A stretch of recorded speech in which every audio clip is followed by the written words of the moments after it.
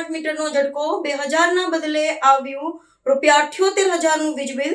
સામાન્ય દુકાનદારને વીજ કંપનીએ ફટકાર્યું તગડું બિલ. વડોદરા શહેરના સોભાનપુરા વિસ્તારમાં એક સામાન્ય દુકાનદારને વીજ કંપની દ્વારા મોટો આર્થિક ઝટકો આપવામાં આવ્યો છે.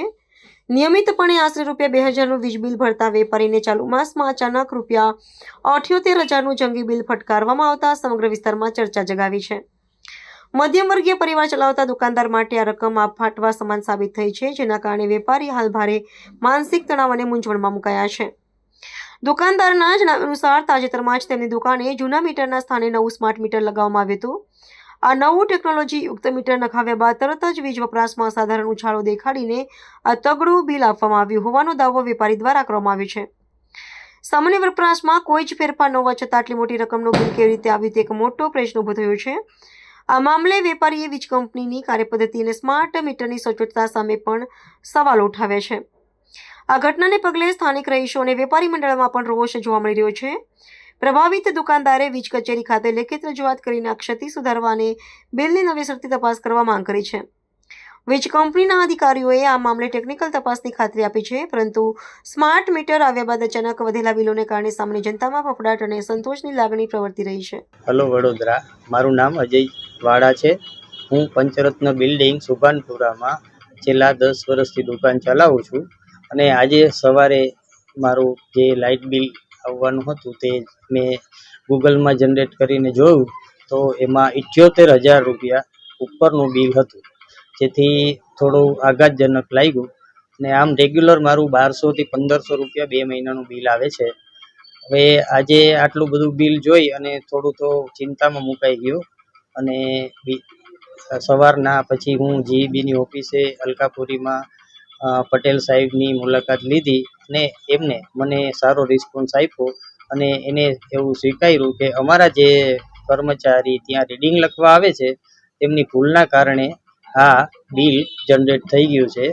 અને જે મને ફિઝિકલ બિલ તો હજુ સુધી મળ્યું જ નથી, પણ મને ખાલી ગૂગલમાં જ એટલો મેસેજ અને ત્યાં જઈને મેં ચેક કરાવ્યું તો ત્યાં પણ એવું જ બિલ દેખાડતું હતું, ₹78,605.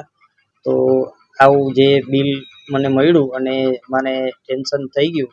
તો હવે વડોદરામાં જે જીઈબીના કર્મચારીઓ છે તેમને મારી ખાસ વિનંતી કે જ્યારે પણ રીડિંગ લખવા આવે તો એ લોકોને વિચારવું જોઈએ કે ભાઈ બિલ આ જે એટલું મોટું બિલ કોઈ જોશે તો એને કેટલી તકલીફ થશે.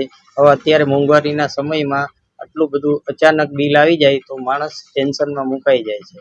અને બીજો મને એક રિસ્પોન્સ જ્યાંથી જીઈબીમાંથી મળ્યો એ ખૂબ સારો મળ્યો, એટલે હું જીઈબીનો પણ આભારી છું અને જ્યાં કર્મચારી છે એમનો મને સહકાર પણ સારો મળ્યો, એટલે હું જીઈબીનો પણ ધન્યવાદ કરું છું. પણ હવે આવું રીડિંગ લખનાર વ્યક્તિને ખાસ વિનંતી કે બીજી વખત આવી રીતના કોઈનું રીડિંગ લખે તો એક વખત નહીં પણ 2 વખત ચેક કરી અને લખે એવી ખાસ વિનંતી.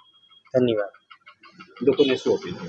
અને લોકોને અપીલ છે કે જ્યારે પણ આવું કોઈ મોટું બિલ આવે અને અચાનક તમને આ બિલ જોઈ અને આઘાત લાગે એવું નહીં કરવાનું, પણ આ તમારે જઈ અને જીઈબીની મુલાકાત લેવાની અને જીઈબીમાં કર્મચારીઓ ઘણો સારો રિસ્પોન્સ આપે છે, માટે પેનિક ન થવું અને હંમેશા જીઈબીની ઓફિસે જઈ અને ચેક કરાવવું. પછી જે તે કંઈ જવાબ આપે અને જો સંતોષકારક ન લાગે તો જ બીજી વખત કોઈ અલગ પગલાં ભરવાનો વિચાર કરો. ધન્યવાદ.